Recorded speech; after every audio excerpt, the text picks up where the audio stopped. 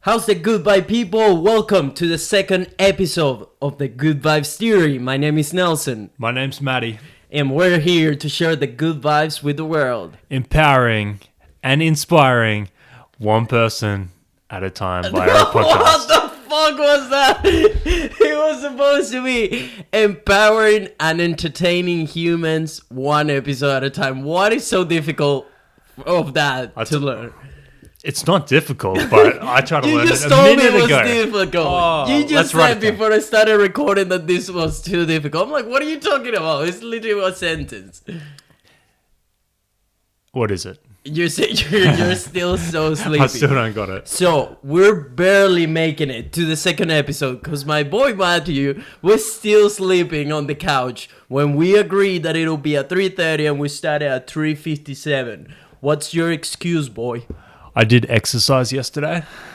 You never exercise. What are you talking about? You don't even know what exercise means. I rode down a hill, you see, and my body's quite sore from it. It shouldn't be just your hands, like the wrist and the forearms. I'm going to take you one time, and then we'll talk about the experience. I'm not keen to break any bones. No, you go slow. So Matty just got back into downhill, which has been like one of your favorite all-time sports. Yeah, it's like right? the thing that I did. How long since you've been doing it? Probably started when I was maybe about 12, 13 years old. So downhill, for the people that don't know anything about it, can you explain what it is? Yeah, so it's like it's the most extreme form of mountain biking. So it's you just ride down the mountain, you get a car back to the top. You wear the full face helmets like motorbikes, and you try and go from point A at the top to point B down the bottom as fast as you can. Gravity fueled. And it, to me, in my eyes, I'm sorry, I'm gonna be honest, but this is a sport for lazy fucking people. You don't need to do anything other than survive the fucking hill. That's it. There's no effort into getting even to the top. Because you get a fucking car that takes you to the top. What the fuck? It's like me waiting for jet skis to take me to the lineup to wait for for the waves when I surf. It's like going to a wave pool. Okay, which I haven't done. Really. But you would like to. I mean, it'll be like it's the an same experience. it's the same as skiing or snowboarding though. You jump in the gondola and go back to the top. Exactly why those two sports are also in the category of for lazy people. Lazy people. I'll take you one time. Just how hard it is to hold on, and you got to hold your breath and tense up your core. Like, wait till we watch the World Cup. Those people are like, you don't have to be fit, but it helps. Talking about the World Cup. So this is like Matty's favorite sport, right? And he doesn't really watch any live sport from what I have grasped. For the most part, no. But you do watch downhill competition shit. So this weekend was supposed to be the World Cup, and he was like, okay, you wanted to see me excited? Turn in on Saturday night because it's happening. It's the World Cup. It's going to be insane. I'm going to be shouting to the TV, all this shit. Like, he's getting me hyped. I'm not even keen to watch this shit, but I want to see him excited, right? And so I show up at 8 p.m. because he told me, oh, it'll probably start around 8, whatever. My boy's fucking sleeping. And I'm like, Matty, weren't you supposed to be watching the World Cup? So what happened? You got the date wrong. I got the date wrong. So because it's in Europe, the days are all funny. And then because of COVID, the races aren't on the normal schedule. So it turns out the cross country, which is another discipline of mountain biking, is on Saturday. And then the downhill's on Sunday, which sort of makes sense now that I think about it. But Why is that? because that's how they've done it in the past for the championships and not the round. Yeah, but how did you get like the full weekend wrong? Because no, the weekend is right. It's tonight. Oh, so it's tonight. It's tonight. Okay, I thought Yeah. you meant that it was supposed to happen next week. No, it's tonight. So it's Saturday was cross country, Sunday's downhill. Okay, so tonight I'm supposed to see the most exciting version of yourself. Yes. You probably won't be awake. Yeah. Oh yeah, probably Yeah. I'll be sleeping because I want to surf tomorrow morning. So as part of my daily routine, I usually wake up at 5 a.m.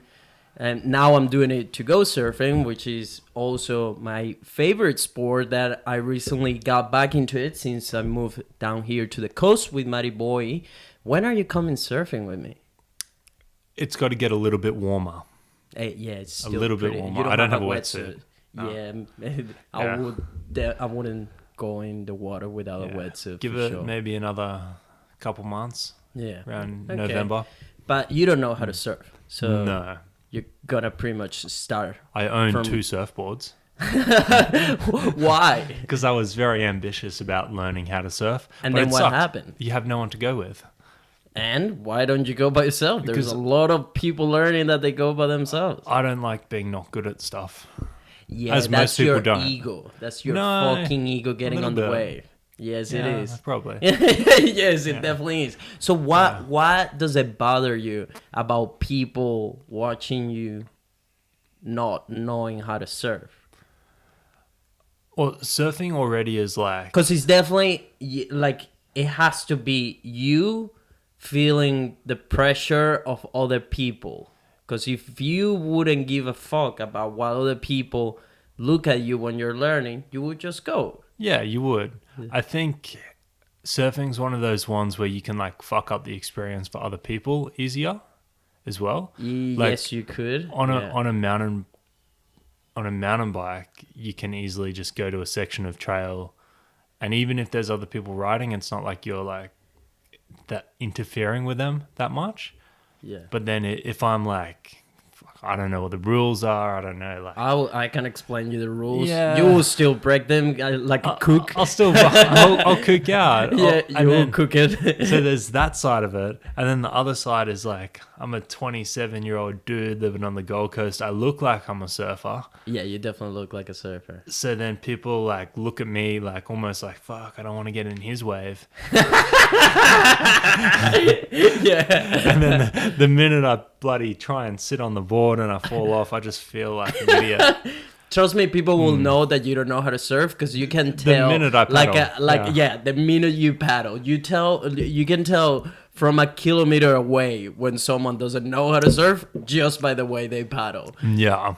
Yeah. So that's the thing. And then I got it as soon as I moved to the Gold Coast. And not long after I moved, I got the job with the electric skateboard company. Yeah.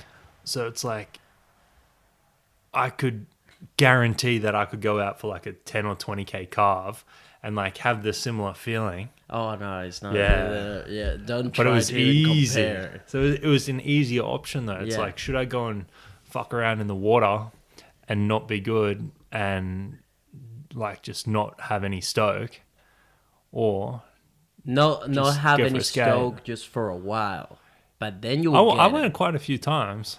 Like, well, it takes more than that to Yeah. actually learn. Surfing is one of those sports that you really gotta put the effort, you really gotta put the work, and you gotta be really patient. Like, I was thinking about this, and I think surfing is probably top 3 the hardest things I've ever learned. Like, properly surf, because most people will be able to go in the water many times, use a very thick, huge ass longboard, which has a lot of buoyance, so it's easy for them to learn how to stand up, which is fine. But then, like, learning properly how to surf, like trimming the wave, going all along the wave and not facing straight to the beach, which makes no sense because the wave just breaks, and that's how you get started, right? You learn how to stand up, then you go with the wave, it breaks, and it's like, oh yeah, I got to stand up. But that's not the point of surfing. The point of surfing is to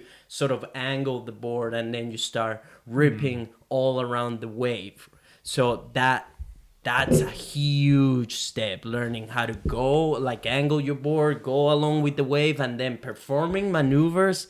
Oh, that's a whole nother step. Like it takes, like, there's so much separation between the guy that is getting for the first time in the water to the point where he will be able to drop down a wave, And then there's another huge separation between that guy that is able to like surf to properly surf. Like to not look like they have the poop stance. That's how they call it. The poop stance is surfers that they go like this, because you're not supposed to go like that. You're supposed to have your knees, facing forward, all these things, and like to look fluently kind of thing. So it's one of those sports that you really got to put the work and wait to get, like... Yeah. See, it's a lot of work, though. Yeah, so stop being fucking lazy and let's go surfing. I don't know if I'd put that much work in, though, because I got my other stuff, right? Got skating, got the bikes, got other stuff I do. And I reckon you will be able to get it fairly quick, at least like the drops and stuff. I think with the big enough board. Because you skate a lot. Yeah, I think once I'm standing up, I don't know. That's probably just being ambitious. I feel like once I can stand up, I can definitely rip. Yeah, I'll be able to snap, carve, cut back aerials. I've seen videos. Yeah, it definitely takes a lot, but bro, I would love for you to actually try to put like the effort into learning, because I think you will be... After you actually learn, you'll be like, holy shit, why didn't I start it before, like earlier? Why did I wait so long? I put excuses of why I shouldn't do it. Because in the end, it doesn't matter how people look at you, even if you look like a surfer and you don't know how to actually surf. That doesn't fucking matter, right? Yeah. No, it doesn't matter. But you still want to be good. Yeah, for sure. You'll get there once we get started first, because that's the biggest thing. Getting started. Get fucking started. Do it first. Exactly. A lot of people just overthink. Just get fucking started. Create momentum. Once you start creating momentum, you are able to push that little snowball that eventually becomes this huge thing. It's like, holy shit, I remember when I couldn't surf, like I had to put so much work, and then I'm ripping, shredding waves, That's it. What'll happen though, if I actually enjoy it, I go too deep down that rabbit hole, and I'll just be doing it like obsessively, like you. Yeah. How many times have you surfed this week? Almost every day. I think I just skip once. That's it. And because it was very choppy, so that was one of my biggest concerns of moving down to the coast, because I knew it, man. My personality.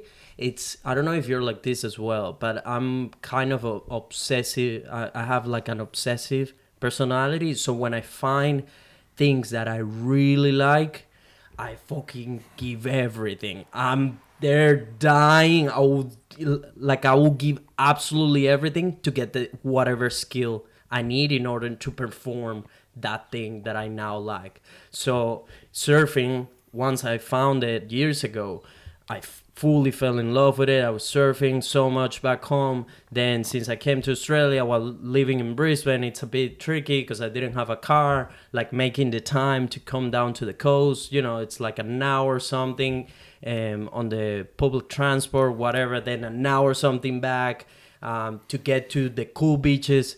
It's very difficult in public transport to get to Coolangatta and stuff. I don't even know how you get here. Because you can get the train from Brisbane to Varsity. Yeah, is the furthest, but that's still 25 minutes away. Yeah. So it's such a hassle, to get to the beach. So I would just go sporadically when someone will give me like a lift or something. But you don't improve really when you go surfing, like once every 3 months, every 5 months, whatever. It was just a way of me like remembering, I love this so much, but you get rusty, like after spending so much time outside the water. So now that I finally have access to surfing, like literally 12 minutes away. Are you going to get better? Yeah, for sure. Have you gotten better this week? Bro, in just a week, like compared to the first day I got in the water to now, it's like a whole different Nelson. And we're talking about just like over 8 days or something like that I've been going surfing. Because the minute you start going, and I've been going out for 3 to 4 hours every time, just because I actually love it so much that it's one of those things that you start doing and you just know it's been such a long time because of my muscles that they get so sore that I can't paddle anymore. I'm like, okay, maybe it's been a bit too much. But yeah, I definitely, like, I know I'll pick up good level fairly quick because it's already like, and I'm also consuming a lot of information about it. I'm a student of the game, man. Like, He's becoming a Coolangatta local. I'm pretty much almost a local. Like, I get to see the same faces every day. It's pretty cool. Been surfing at Snapper and Diva, which are probably two of the best beaches in all Australia for surfing. Very well known. They have competitions going on as well in there. So I'm really looking forward how far can I take my surfing, because this is the first time in my life that I have lived so close to the surf spots, and actually great surf spots. Are you going to have to get different boards so you got the right board for the conditions? Yeah, probably. Right now I have a 510 Omeric, which has been a Bonnie Chow. It's been so much fun. It's a short board, very light, so good for maneuvers and stuff. But I reckon when I get some money, I'll probably get a couple more boards and be like, oh, today is very small, no problem. I have my fish or groveler, whatever, you know. Oh, I can have maybe like a middling or something. So I'm excited to also have like a little collection. I feel like that's one of the dreams for surfers, and I guess it'll be for someone that does like downhill as well, like having a whole different set of equipment, of gear, and you're like, what should I use today? That's, you know, for different conditions. Yeah. 100%. You can take that big board out and try that. That's like 7.3. Now that we're talking about gear, because I believe this applies for almost any area in life, it's not going too crazy with it. Because then the minute you start having way too many options, you waste so much time just thinking about which one should you use. You probably fuck the decision up, and then when it comes to surfing, you'll probably get to the beach and you'll be like, oh fuck, I brought the surfer that I shouldn't. Like, I should have brought X surf. When it comes to camera gear, for example, people that just falls into that trap of, no, I need the next best camera, no, I need the next best thing, and they start spending so much money, and then when it comes time to the moment to actually put in the work, they're just losing so much time figuring out what to use, what not, or maybe even carry so much shit that they don't really need. I'm guilty of that. Like, fly across the world, take a camera bag, go to all these places, get home and go, I didn't even take that out, I didn't take that out. A big one is, the time, but I've found like using your gear as an excuse for not attaining something or not doing something good enough. And that's the same with like everything. Like, it could be surfing. Like, I can't blame a board for how I surf, right? No. So then when I was looking at buying a mountain bike, I was looking at some flash stuff, and then I'm looking at like a lower level. I say, what do other people achieve on that same gear? Yeah. And if they can achieve better than I can, then the gear's not an excuse. Yeah. Same with cameras. Like, if you look up Sony A6000 film and see some of the shit people produced on that, you can't complain about your A7. Yeah, for Like, sure. You can't say I need I need a better gear because that dude made a film on an iPhone that's better than what you're doing. Yeah, 100%. That sucks, by the way. But yeah, it's learning about making the best of whatever you have available, and try to apply that to any place and any circumstance you are right now in your life. Whatever you have available, if it is surfing, use whatever surfboard you have available. If it's downhill, use whatever you have available. Obviously, don't be stupid. Don't use like if you're doing downhill, don't use a bicycle that is not meant to be going down a hill. But like, don't focus on having the best of the best just yet. Just focus on making the best of whatever you had. If you're a content creator as well, don't blame the camera. Just blame your own skills and knowledge about how to make a great video. Because to make a great video, you don't really need much. You just need a great story, and then everything else is just like details that as you progress, as you get better, you will want to add those little things that will take you to the next level in accumulation, you know? Yeah, like when you're using your gear at like max capacity, then you can be like, yeah, if I get something else, it's gonna make me better. Exactly. So it's like, yeah, all right, make the most of what you got. Yeah, it's definitely have a balance and just focus on like, because in the end those are excuses, because you're afraid of what other people would say about your work, about whatever, or you start to comparing. That's a big one. Starting comparing to huge people in whatever area that you're trying to get good at, and you always blame your gear or the stuff you have to perform that activity because you compare yourself to whoever you're seeing that is not, oh, I can't surf like pipeline because I don't have a board like Gabriel Medina or whatever, you know. Oh, I'm not the best YouTuber because I don't have the equipment that Peter McKinnon has. It's not about that. It's about you focusing in like making the best of what you have, honing those skills, taking your craft to whatever maximum level you can, and then slowly starting to fix whatever you feel that if you improve, it will take everything to the next level, a little bit closer at least. Yeah, I remember one time you called me, I think it was after Tassie, and you called me and you'd done a job or something, you had some money and you were thinking about getting a stabilizer. Do you remember? Yeah.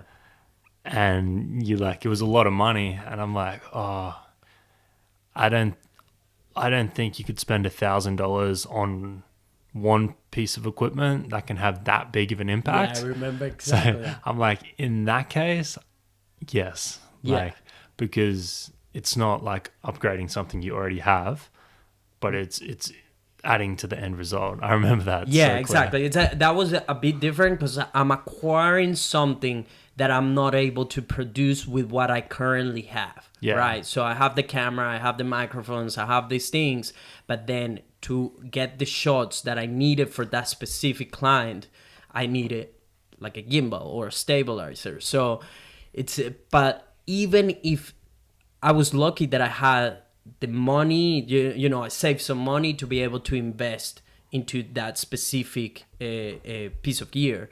But even if, let's say, I wouldn't be able to have it, and I knew, oh, if I could do X shot with a stabilizer, like this will be the best the best shot I will be able to produce for this client. But if unfortunately I don't have that, I just gotta make the best of whatever I have. Like I won't be like, oh, I'm not taking the job because I don't have a gimbal, you know, let me just cry in the corner. Just hold it here. Yeah, you know, like you will figure it out. Just do different shots, whatever. And that applies to everything in life. Like just make the best of what you have. And as you progress, as you're able to, let's say, invest or add more stuff that will make you better, just go and do it. But don't have any excuses.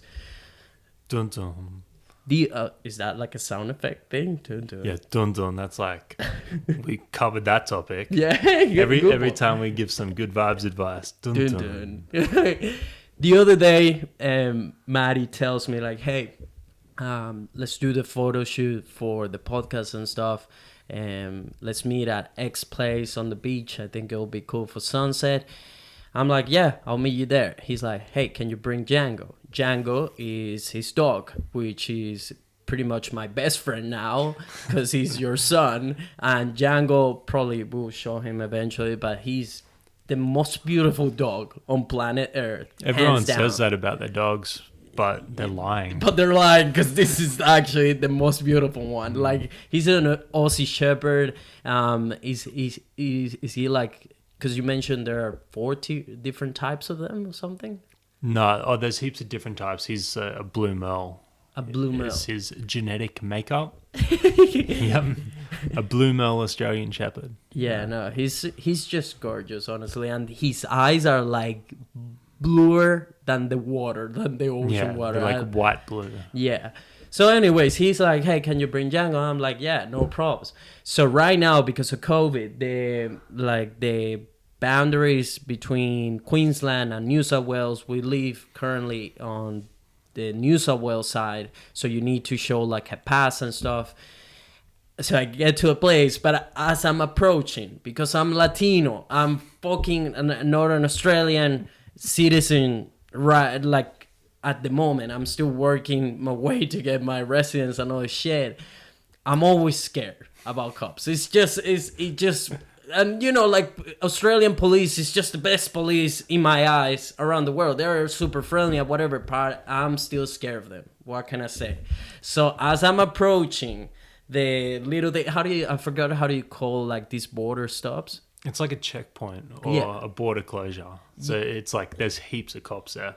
But when I say heaps, it's like they have a fucking party for cops in there. Like they're giving away donuts or whatever because there's so many of them, and they're not even working. Most of them are just sitting chatting. Every time I go through there, there's just one of them making sure you have the pass. The other ones are just talking shit. Yeah, there's like 10 and there's like five cop cars. Sometimes the military's there. Yeah, it's a bit, it is nerve-wracking. Yeah. So I'm approaching this place, and then as I'm getting there, I just look at Django. I'm like, holy fuck, what if they say like, hey, where's your dog seatbelt or whatever, you know, because he's just there, like there's nothing stopping him from moving around the car and shit, which is actually dangerous. And I remember, I think you mentioned something about the dog that they do need a seatbelt, right? They've asked me for it twice. You see, so yeah. I remember now at this point I'm like probably like 20 meters away from the border closure. There's no way of me going around it. There's no way of me just calling Matt to double check everything will be fine with the dog. I'm just shitting myself. I get closer. As I'm approaching the cop, like we get the pass on the phone screen. And I'm really putting that phone out there so he doesn't have to stop me. Like, because usually the cops will be like, what the fuck is he showing me? When they realize it's a pass, they just give you a sign, so I don't even have to stop next to him. So I'm just putting that phone out there, praying, and I'm telling Django, as we're approaching, I told him, sit, stay, fucking stay, because now he's barking and shit to people that is working around. I'm like, fuck, Django, please, just for 1 minute, stay calm and sit so the cop doesn't say anything. I'm approaching the fucking cop. We're like 5 meters away from each other. He's not giving me the sign of keep going. I'm like, fuck, this is gonna be bad. I'm going to jail. And then he does this. Bro, I'm not joking when I said like poop came out of my pants. Like literally. So the cop stops me. He looks at me, looks at Django. Django is also about to bark. Yeah, because once we're not supposed to stop. So if a man approaches a car. Yeah, exactly. Yeah. So I know he's about to get wild. And I look at the cop and I'm just waiting for him to tell me why the fuck did he stop me. And he's like, looks at me straight in the eye. And he's like, where's the dog permit? Bro, I froze. I had my phone like this. And I was like, okay, I'm getting deported. Fuck it. I'm fucking deported because of Django. Great fucking friend, Matty. Thanks for telling me to bring fucking Django to the photo shoot. That in my head, that was like probably like 3 minutes waiting for him waiting for me to give a response. The cop would have just been like, this guy's real weird. Yeah. I was just like, I feel like my mouth made this kind of motion, like, and then he was like, ha ha ha ha, kind of like I was joking. Ha ha ha ha, good one. That makes you look so guilty. Django just started going wild, and I'm like, well, I'll catch you later, man. But thanks for the info. And but bro, It's the lamest joke. They say it to me all the time. Really? Yeah. It's a common thing. I think that's like the go-to for anyone with a dog. They're just like, Does a dog have a permit? Great joke. Very Cop, funny. You Thanks. killed it. Let me Like go. literally killed me inside. Yes, but that does happen. So yeah, law-wise, you do need a seatbelt. I got one. I never ever use it. So But- it's like a special dog seatbelt that you install in the car. That's a kind of thing. lead, so it clips onto his thing, but then the other end just clips into the seatbelt. Oh. Yeah, but if you put it in there, I bet he doesn't like it. doesn't like it. I bet he So doesn't. he- He's a fucking spoiled boy. he moves around more, and then he tries to like climb on the fucking gear stick and stuff. So you're better off no. like he just sits there. Otherwise, Yeah, he's usually fine until you stop and people come close to the car. Then he goes wild. He's very territorial. yeah, he doesn't like people coming up to the car. But if you just growl at him and make him stay there, and just like push him, just don't let him past. He'll be all right. Also, just That's funny checking. Did you do a threesome last night? With Django, No, with Django, with Beck's friend. Beck's friend, With your wife's friend. she came in looking at me in a real weird way. Her eyes were rolling into the back of her head, and I'm like, "Holy shit, you've had a lot to drink." No, she was. They were both. Her and Beck were not in a good God, way. They yeah. got out of bed at 1 p.m. today. 1 fucking p.m. I can't even remember the last time I woke up at 1 p.m. Nah, they made me go and get Vegemite scrolls from the bakery. Vegemite scrolls. You never Is that had the a thing you will want when you're all hangover? I guess because like What? you don't want a pie or something because it's a bit heavy. No, definitely no. Like, not Girls are weird. Yeah. So last night, like I was saying at the beginning of the episode, like Matt got wrong the date of the competition. So I was giving you company on the couch. Then you fucking start snoring like a broken car. I'm just reading, Django sleeping as well. At some point, I gave in. I just sleep in with Yeah. you boys. So it's the three of us sleeping.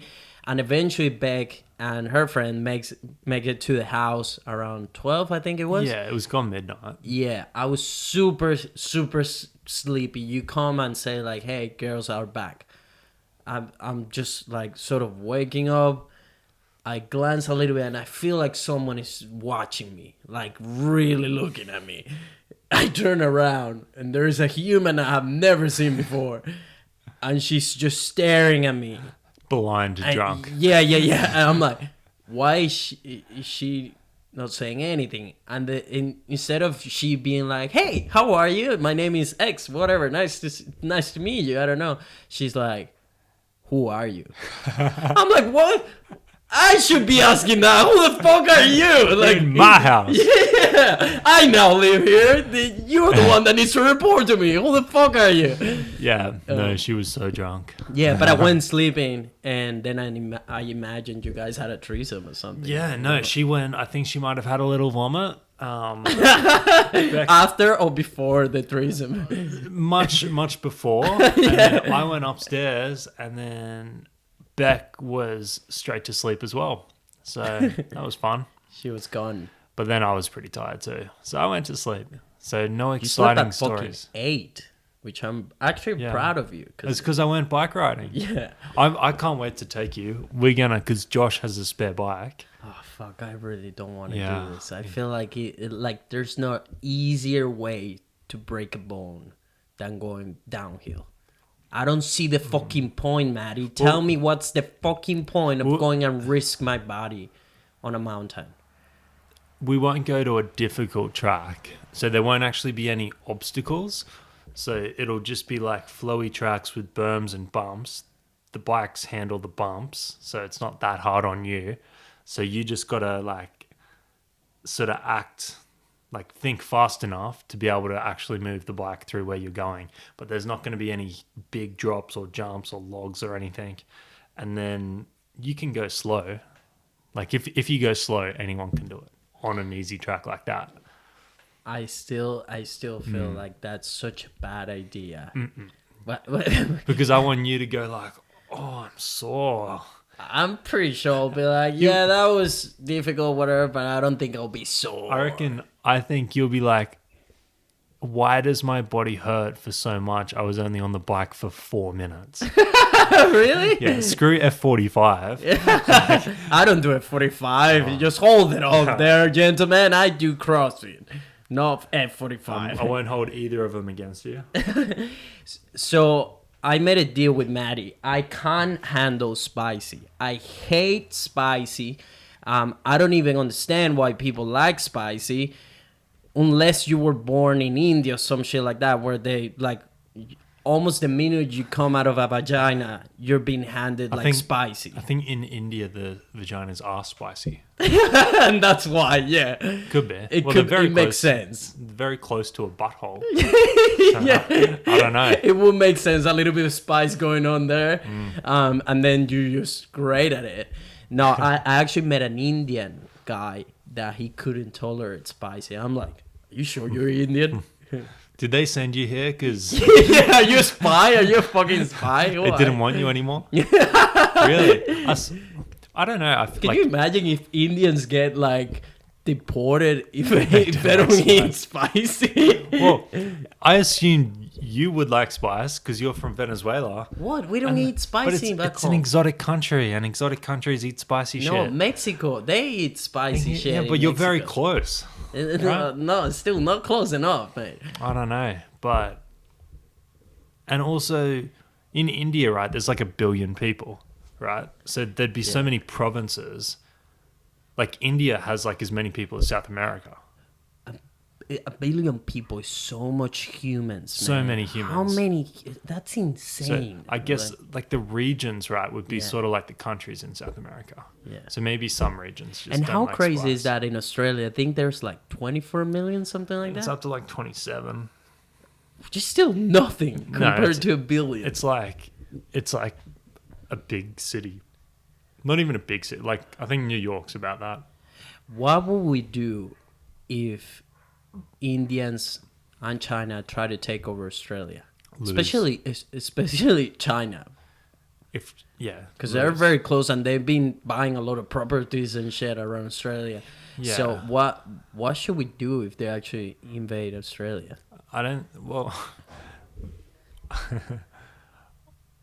If they do it with military, we can't do anything about it. What do you mean? We just give up?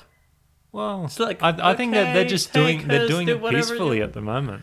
They're just sort of like just buying land and just taking it over bit by bit. Yeah, exactly. That's what I mean. They will reach a point where they own almost all Australia and they'll just be like, hey, guys, get the fuck out of here. It's true because we're allied up with the US. They can't just like take us without really pissing off the US, which is what they Why the US will give a fuck? because we went to war for them all those times. You reckon they will remember that? Yeah, I 'Cause think people we got, forget so easily, No, man. not in government and stuff like that. And plus, like, if they do it here, what's stopping them doing it to the other Western countries? I think, like, we're at a stage where, like, no one's going to try that shit. Because, like, that's a big move, actually taking over a country. Like, invading, flying there, putting people on the ground. That's a big thing. Like, Let's say especially- it happens. Let's say tomorrow we get fucking China in here and they're just running through houses, killing everyone and leaving a lot of families on each house and shit. And then disposing the bodies in fucking rivers, the ocean, all this stuff. What should we do about it? How do we survive? Us, Beck, Django, you and I. go to the middle. To Uluru. Yeah, not even there. Just, like, west. Because our population is only, like, along the East Coast. Yeah. So, like, if you went, like, even if you went 400 or 500 kilometers, there's no reason for them to try and take over those areas. Yeah, because it's Right. not like fertile land. It's just No. desert shit. And, like, there's towns out there that only have 20 people living in them. They're not going to send tanks out there to take over 20, 60-year-old people living in the bush. You reckon? I don't know, man. There's so many of them. They will need space. Not that much space. Plus, it's no good for them because it's all dry and shit. What are they going to do? What if we're late? What if the minute we realize that we're being invaded by China, they're already up the street? What should we do about it? To protect the house, to protect our queen. You can't protect the house if they're going to take it. There's a billion of them. You can't do anything about it. Oh, so fuck the house. Fuck the house. Okay, so what do we do? You tell me. You're the fucking local. Like, you should have a contingency plan if China try to take fucking over Australia. I think Indonesia could do it. I think they're more likely to do it.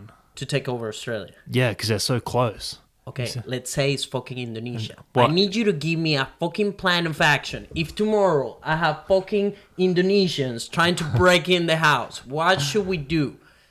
Oh. Are these people gonna be shooting bows and arrows, or like, do No. we have guns in here?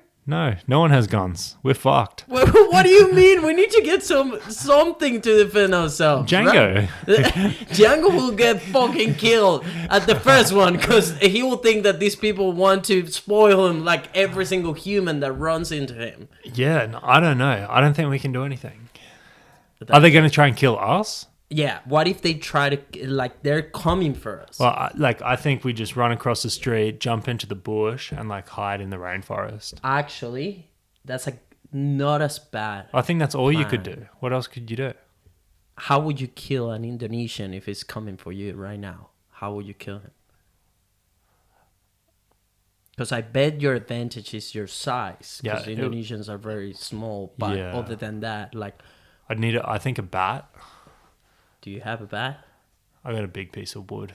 You're not talking about your dick, right? That could work. You could just... Wait, your dick or the bat? Yeah, I don't know. We don't have weapons. What would you do? Maybe the weights, like take one side of the weight bar off. Actually, that could potentially be turned into a weapon, I reckon. Anyone that's watching from America would be like, dudes, it's not a weapon. Yeah, they're all armed. But there's a lot of people armed here in Australia as well. No. No? No. You sure? No. I feel like you're the only one that is not armed. No, I'm definitely sure. There's, no one, because you can get a gun license. The main reason anyone has a gun license is to go hunting. Yeah. Right? You have to go through all these rules. You have to pay for licensing. So it costs you every year. You got to pay to have the right to own guns. To own the gun, okay. So, like, if it's sitting in there doing nothing for 10 years, you're like, fuck, that costs thousands of dollars to just do nothing. It's a big expense. Maybe let's just get swords. Swords? Swords good. Oh, you're allowed those compound bows that Tim has. That would probably be a good one. That'll do. That'll do. We can kill some people from the balcony. But that would be fun, actually. Yeah. Coming up the driveway. What did you do last weekend? Wow, we just killed some Indonesians from the balcony. It's okay to say that as long as they're invading your country, right? Exactly. Like, we wouldn't kill Indonesians. Are the fucking shit. They're great. I've been to Bali and I love them. I think you've been to Bali as well. No, I've been to Thailand. Yeah, those are definitely not Indonesians. I know it's not Indonesian, but just in case. It's like the better version of Bali. It's very different. It's different. Back when sort of I was at school, there was this series of books that were out called Tomorrow When the War Began. Yeah. Yeah, and it was like super popular. Everyone read them, and then they turned one of them into the movie, and that was the premise of the film. A bunch of like 17, 18-year-old kids went out for a camping trip one weekend, long weekend out in the bush. Yeah. And then they're out there, no phone reception, no nothing. And these jets and helis started flying overhead and they're like, what the hell is going on? And then when they went to go home, they sort of snuck back. And I think it was just the Asians. They didn't put a name on it. I think it might have been the Japanese, had taken over their little town because it was on a port and using it as a base to then invade the rest of Australia. Oh, shit. So everyone was taken hostage and they're like, had to come up with all these plans to blow up a bridge to stop them getting their heavy military shit in. And it was just a bunch of kids. It was pretty cool. Now that we're talking about war and killing people and shit, I recently read in a book, I think I mentioned this to you, that in World War II, the emperor of Japan, whatever, told a specific group of people within the army and stuff, you know, like, hey, you're gonna go to this little island on the Philippines and you're gonna remain in your position defending, you know, the emperor and all this shit no matter what, right? And these guys took it very serious. Too literally. Too literally. So they get to this island. I learned all of this in a book, and I'll explain why. So they get to the island. It just happens to be that a while after they got there, the war ends. And after that, like, countries all around the world starting sending the message everywhere. You know, like it's 1945, I think it is. So, and people, it's difficult to get a message across, right? Like, hey, the war is over, so just send whatever way you can to send messages all around, even especially like in forests and stuff like that, where there was people hiding to kill other people and to remain safe. So these guys are hiding in a jungle in this little island on the Philippines, and they started getting like the messages from planes and stuff that the war was over, and they look at the message and they're like, oh, this is bullshit. This is America just trying to make us believe that the war stops so we get outside and we get killed. Thing is, they got so many messages, but they always thought it was bullshit, right? Because it wasn't like a straight Japanese coming to them and be like, hey, man, it's actually over, right? So years go by. I don't know exactly how many of them were there, but throughout the years, they stayed hiding in a jungle, and then they will come out just sometimes to steal food from the civilians and shit, and most of the time to kill them and to burn their farming stuff, you know. So eventually they start killing them one by one because they're like, fucking hell, we have these crazy bastards living in the jungle that they just come out and they kill people, they burn the farm, the animals, all this stuff, right? So they're being annoying. They're like fucking like beasts, right? So eventually everyone dies except for the leader. And this guy remained hidden for 30 fucking years after the war. 30 years. Bro, he'd be an old man. that. Imagine that. Being like 30 fucking years, being hidden in the jungle, and in your head, war still going on. What the fuck? Isn't that insane? You'd just be like, nah, fuck this war. This is my whole life. Yeah, exactly. Then, do you reckon he was like a crazy, like, good, like, tracker or bushman and stuff? Because if you spend 30 years in environment, you'd have to be a master of that environment. That's not the craziest thing. So to me, the craziest thing is that, so everyone at this point, like, people start hearing things in Japan, right? Like, apparently there's a World War II survivor that's living in the jungle and still killing and defending the honor of the emperor and shit, right? So, but at this point, people and the army and a lot of humans have tried to find this person, but no one can find him on the jungle. And then this crazy hippie Japanese dude is like, well, my mission in life is to find a panda bear, find fucking snowman, and find this guy. So he flies to the fucking island, and his plan to find him is get in the jungle and start shouting his name.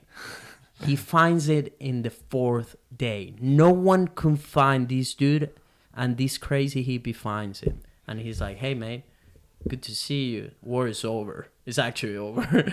He's like, wait, how long ago? 30 years ago. Like, imagine that. Like, just finding that you dedicate 30 years of your life defending something that it was all in your head. It's like, by the way, you didn't win. Yeah, by the way, we lost.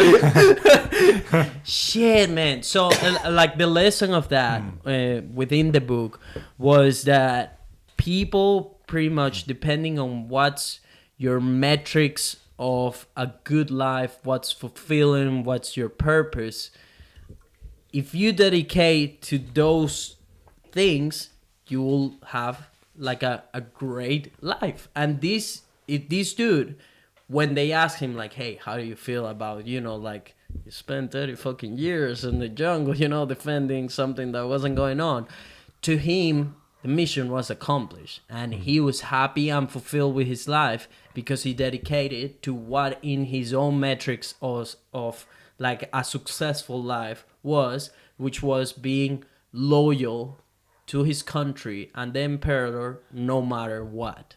So obviously to most people, when we see that, it's like, you're fucking stupid, right? So that's the importance. The point that I'm trying to get across is that be wise with your own metrics of what's a successful life. Don't try to imitate the life of other people, because we all see like broad successful people like artists, musicians, all these actors, whatever, and then you look at their life and you're like, oh, I would love to have that. They seem to have everything figured out, money, fame, all these things. But then maybe to you, that's not really in your own metrics what a successful life would be. Maybe to you is simply to have enough money, finance to cover, you know, the basic needs, your food, having a roof, water, whatever that is, supporting your family. And then it's just doing stuff that you love, you know, and trying to help people through the things you love. For some people, it's even bigger than that. To give an example, for me, it's like, I feel like I'm here on this floating rock to try to make it a little bit better in a huge scale. Like, I want to inspire millions of Spanish speakers to actually take action and stop having those limits that we set to ourselves because we were born in like third world countries or whatever. Like, I'm here to prove them that, hey, we can accomplish big stuff. It's just a matter of you believing in what you're doing good, obviously, sharing your good vibes, working hard as fuck, being the hardest worker in the room. Be patient to eventually reap what you sow, I think is the... Sought after. Yeah. Yeah. Success is definitely measured by your own perspective. Exactly right. Yeah. Exactly right. Yeah. So, yeah, just take your time to try not compare your life to other people. And comparison, like, you need to have a balance, right? So competition is always great. Competition push everyone to take their craft or their business, their relationships to the next level, right? Because you know, if you don't take care of what you have or try to improve as much as you can what you have, other people will take the spot of where you are or where you want to get.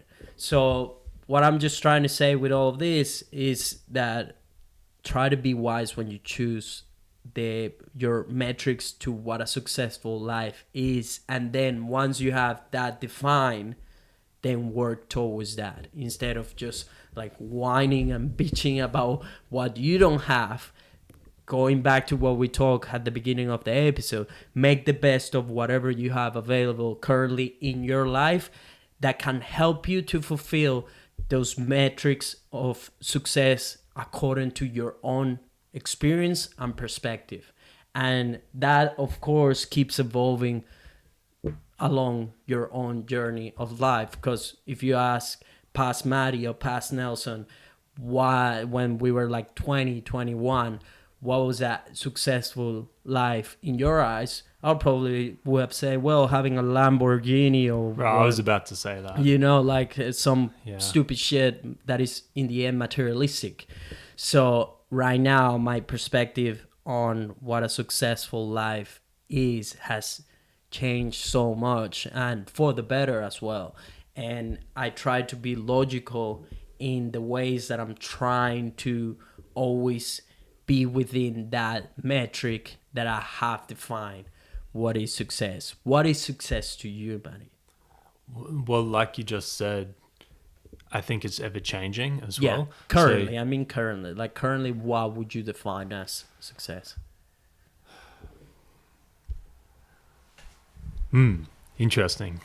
I think for me, like, it's very much... Put me on the spot here. Yeah. All right, so I think having some level of stability in my life to be able to sort of do what I want to do in terms of spending my time with Beck, travel, like being able, that's got a monetary side of it that you have to cover. And then also I'm at a stage in my life where I'm sort of building the foundation for the next 20 years, like kids, all that sort of stuff. So there is a level of like, I need to like build that up, but at the same time, as long as I'm doing it in a way that makes me feel like I'm, what's the word?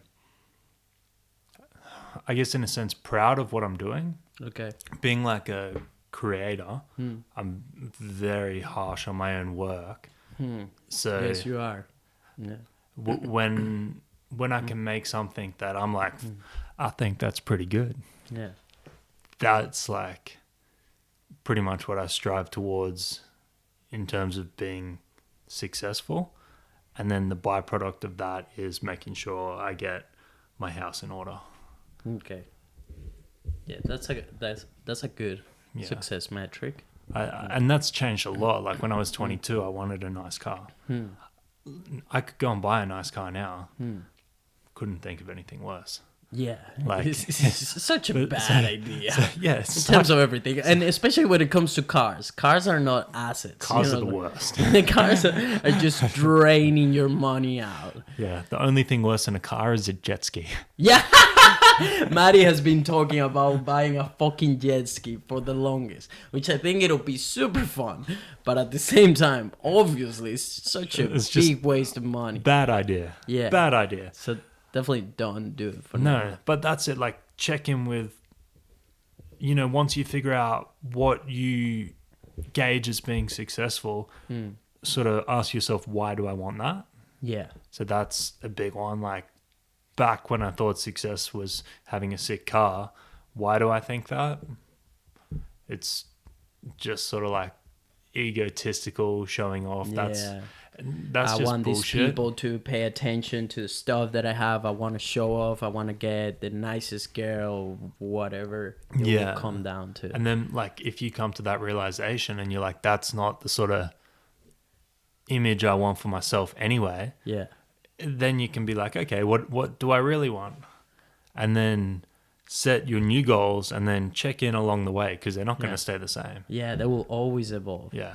This year's been hard because like one of mine and Beck's biggest things that we wanted to do was travel. Yeah. Like we've set ourselves like 3 or 4 years where we're going to do some crazy stuff. Yeah. And that's all been taken away. Yeah.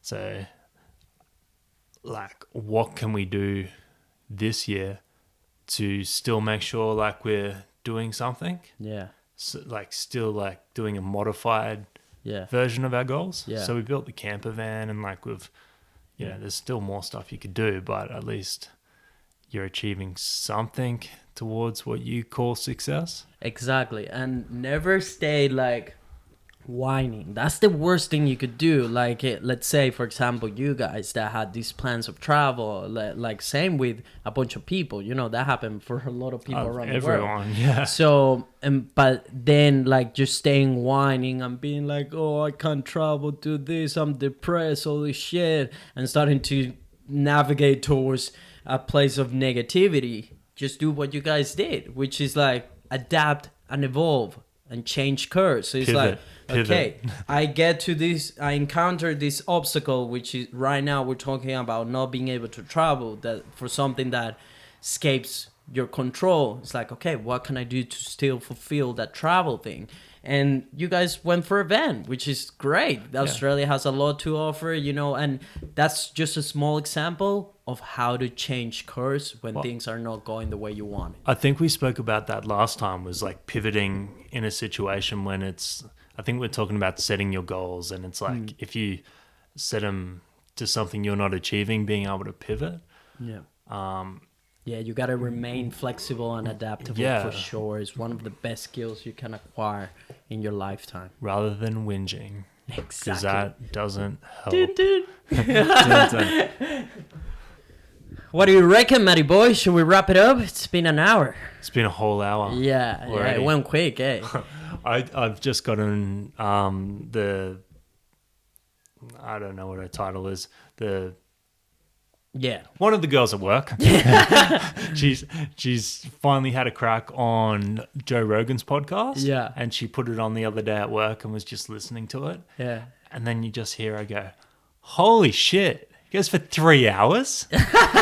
It just keeps going. Yeah, they're very long, which I don't mind. Like, I don't mind. I listen to 3-hour podcasts if it's like a good thing. Like if they're talking shit that I'm interested in, I listen to it.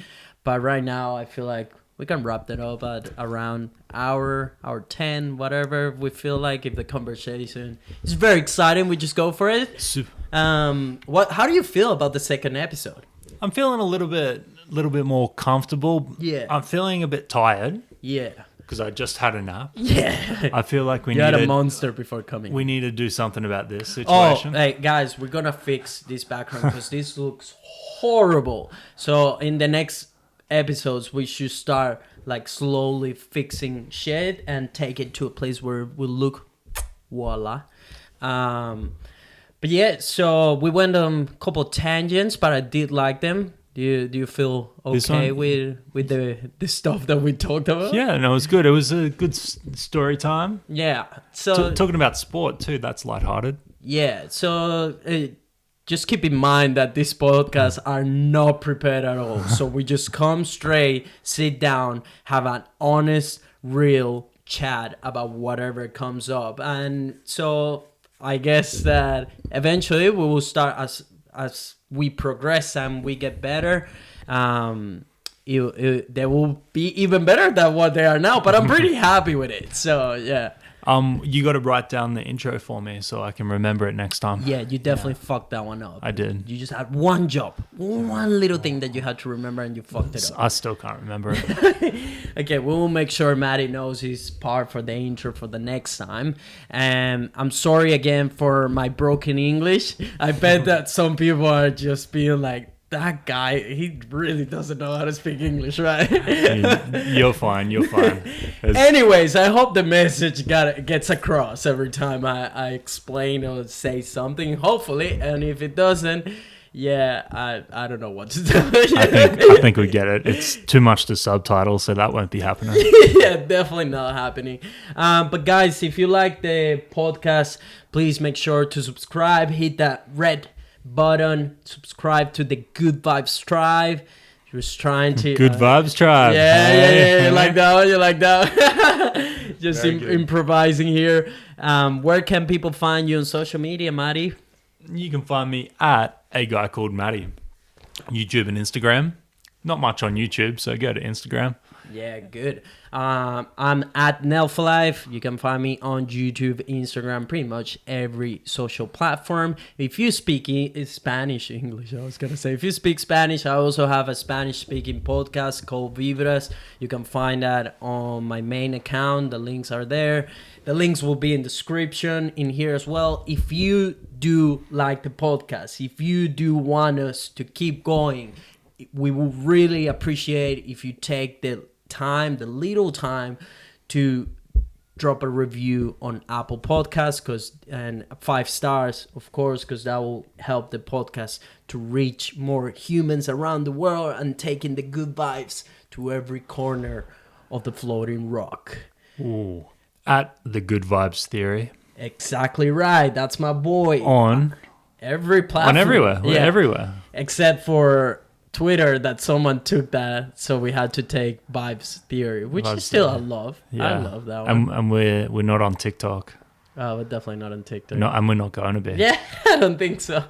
Or Snapchat. Oh, by the way, we need to pass. So apparently, there's a study on podcasts that show that most podcasts fail if they don't pass the 10th episode. So I don't think we are officially a podcast until we pass the 10th episode. Yeah, that's fine. I think it takes 10 to warm up.